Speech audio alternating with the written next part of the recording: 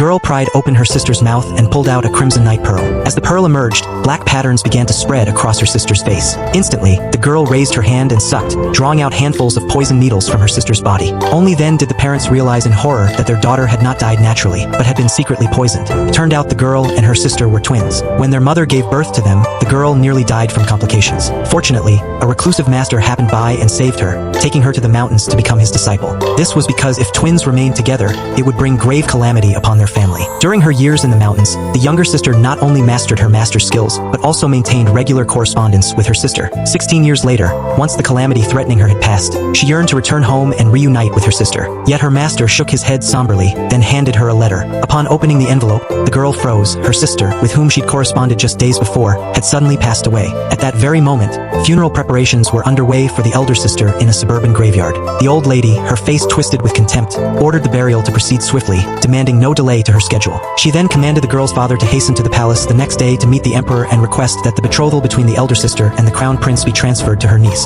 The mother immediately protested. How could she utter such words when her daughter had just passed away? The old lady declared with righteous indignation that the girl simply lacked the fortune to enjoy prosperity. Since she was already dead, why should she continue to occupy the position of the crown prince's fiancée? Did she want that wild girl raised in the mountains to marry him instead? The father, unable to bear it any longer, silenced his mother, declaring that imperial betrothals were their own choice to make. Today was their daughter's funeral. She must not speak such nonsense. Yet the old lady continued to complain of fatigue from standing, urging them to bury her quickly. The mother explained that their younger daughter was on her way, but the old lady was impatient, insisting everyone dig the grave immediately. At that critical moment, a long sword sliced through the air, embedding itself before the grave to halt the crowd. The girl descended from the sky. Her first words upon landing were, "Open the coffin for an autopsy." She knew her sister had been perfectly healthy. How could she have died suddenly from illness? This was clearly a deliberate frame-up.